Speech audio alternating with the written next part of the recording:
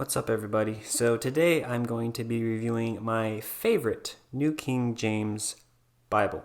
Now, you might be able to get me to say that about a lot of my Bibles as far as which ones are my favorite. However, there are some stylistic features that draw my attention and make me want to pick up a Bible, and this one contains several of those. So let's get into it. This is the New King James Single Column Reference Bible from the Premier Collection, and this is in the brown goatskin. So this is the box. I love their Premier Collection boxes. Now, this is my first Premier Collection Bible that I have personally owned. I have handled several, but I really do like how they have presented this line of Bibles. So you have two-piece box here. You have the information on the front.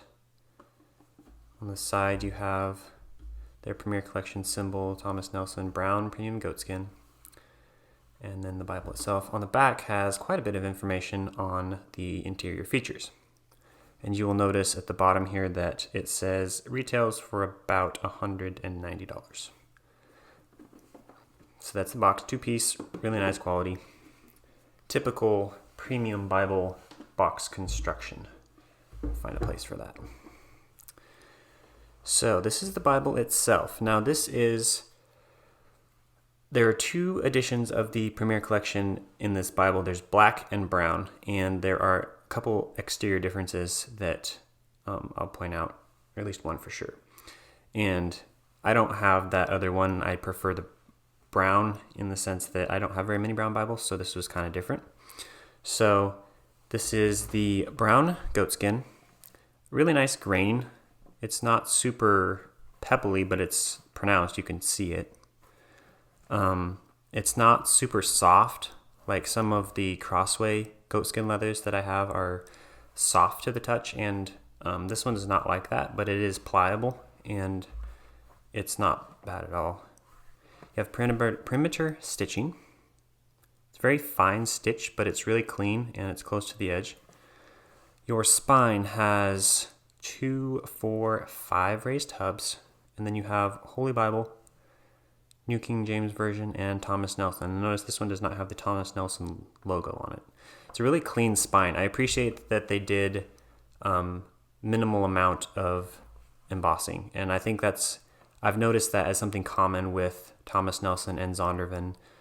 They don't add a whole lot to the spine. That's the one thing I don't like about the Crossway Bibles, is they have something in every single box, and it kind of gets busy after a while. So the difference between this one and the black is that the black does not have raised spine hubs. Now, this is the second. This one came out after the black one, and I think a lot of people wished that it had raised, and I think they put them on this edition, which I think is a good thing. I really like those. The back does not have anything on it, just plain. And then getting into the interior, I think this is a calfskin liner. I'm not positive, but I'm pretty sure. You have your goatskin leather cover written on the front there. This is edge lined. You can see the tab there. And then you have a gold perimeter gilt line. The corner work's really good on this one. It's not super pronounced, but it's clean, and it's pretty consistent all the way around. So not bad at all. And your end sheet is glued halfway up, not completely, but most of the way. And the perimeter gilt line does not go all the way around. I know some Bibles, they comes all the way through the back here, but this one does not. And you can kind of see that where the back here, it doesn't, you kind of see there where the different pieces of leather were put together. And the liner meets up in the back here, and you can see that crease right there. And I've noticed that on some of the reviews of bigger Bibles that have more yap, you can see that much more pronounced because there's more light, and you can get back in there a little bit better and see it. But in this short yap, I think they call it a generous yap, but you can't really notice it there. So you have on the art gilding, you have a red under gold. It's kind of a coppery red. It's not super bright, but you can kind of see it there. It's pronounced, you can tell that it's there. Then you have the Smithsonian binding, and you do have your piece of information and your Premier Collection guarantee that comes on the with the box. I just had that in there as a bookmark. And you do have overcast stitching here. You can see marking the extra support for the binding. And we'll get into the text itself, just going from the front here. So you got presentation page, Holy Bible, kind of your typical introductions.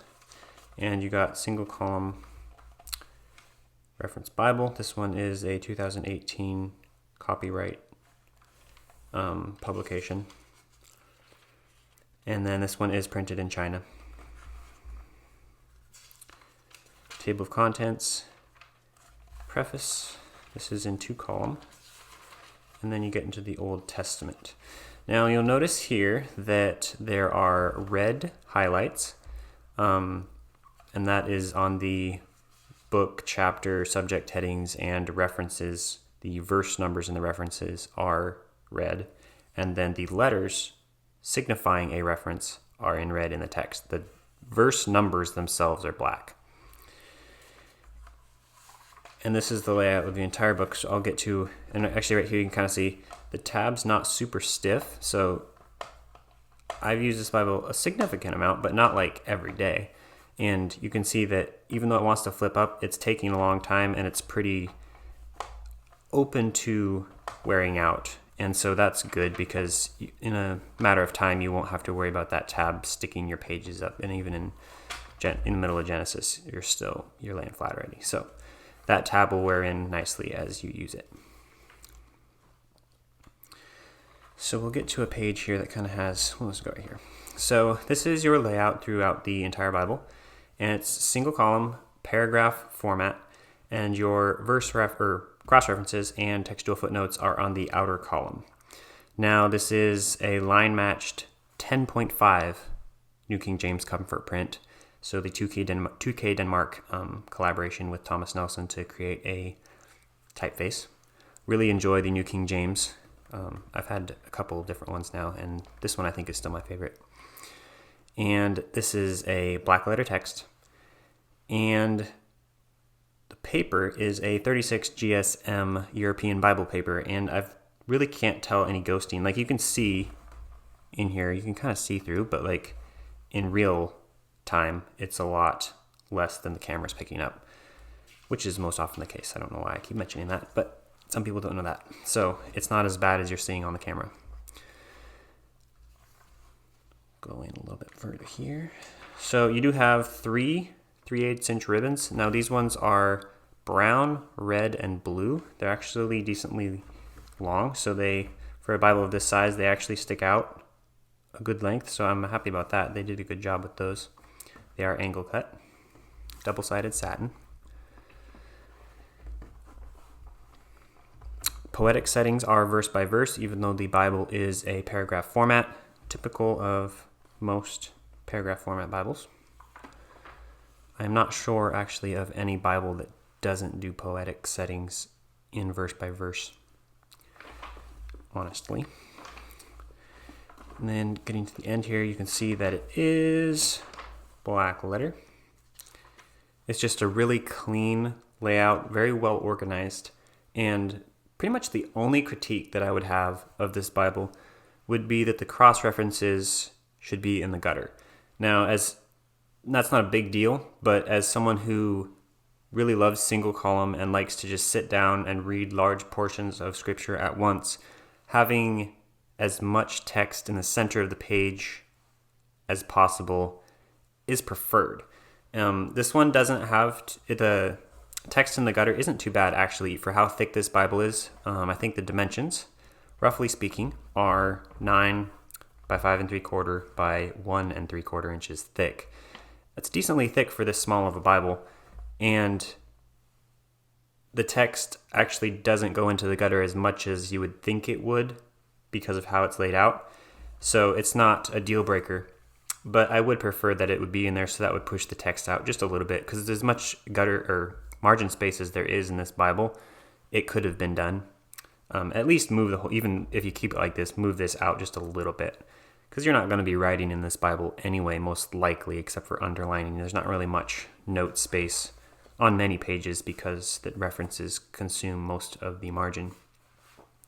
So that would be the only thing I would like to see different if I had a preference or the ability to do something different. So comparing this one with other Bibles, I don't have probably what I would think is its closest competitor, which would be the Cambridge Clarion. If you have one of those, you'll know more about it than me. But from what I know of the formats of all of these different Bibles, that would be the closest competitor. However, I do have a version of the ESV Personal Reference Bible. Now this one is the Reformation Study Bible edition, so there are study notes, but the interior text layout's the same as the personal reference, so you can compare that. Exterior wise, they're pretty much the same layout as far as footprint goes. This Premier has a little bit more yap. This is just genuine leather. But the text block itself is pretty much the same. So it's just a matter of how they organize the interior. So the ESV has a single column as well, and then you do have side column references, although these ones are in the gutter. And that is the biggest comparison here. So we'll go to a similar section somewhere around there,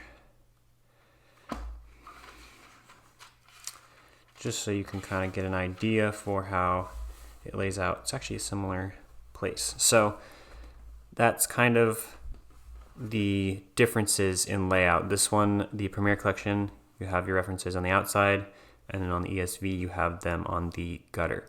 And you can see how that pushes the text out. Obviously type is not the same size, but the overall it's the same amount of space being used, just in a different way. So that is probably the closest comparable Bible that I have in a single column. A little bit different in a few ways, but that kind of demonstrates what I was saying about having the references in the gutter. And I will point out, forgot to mention, that this one does have the full cross-reference system, so about 72,000 cross-references, and so you get a decent amount of cross-references. And then we'll finish off here with the end. You do have a concordance, if I can find the beginning. So you do have a New King James concordance, and this is 2-column. It's not a huge concordance, but for as much as I will use a concordance, it's plenty thorough enough. Then you have a 1-year reading plan, and then your note regarding the type, and then your maps. I believe there's 8 maps. Semi-gloss paper. It's not full gloss, so I really like that. As far as if I'm going to have a Bible paper or map paper that's not Bible paper, this would be what I would go to. So it's not super glossy, and it's not super thick either. It's probably double GSM what this Bible paper is, but it's still, it doesn't hinder when you have the Bible open. It doesn't hinder the floppiness of it like some of the really thick cardstock maps do in the Crossway editions. So that is my 2 cents on the New King James Single Column Reference Bible in the Premier Collection. This one was a review copy, and as they say, it is for a fair and honest review, and I'm always happy when I get to honestly review it without any major negatives. And except for the cross-references, which is minor, this is probably my favorite New King James Bible so far. So, thanks for watching.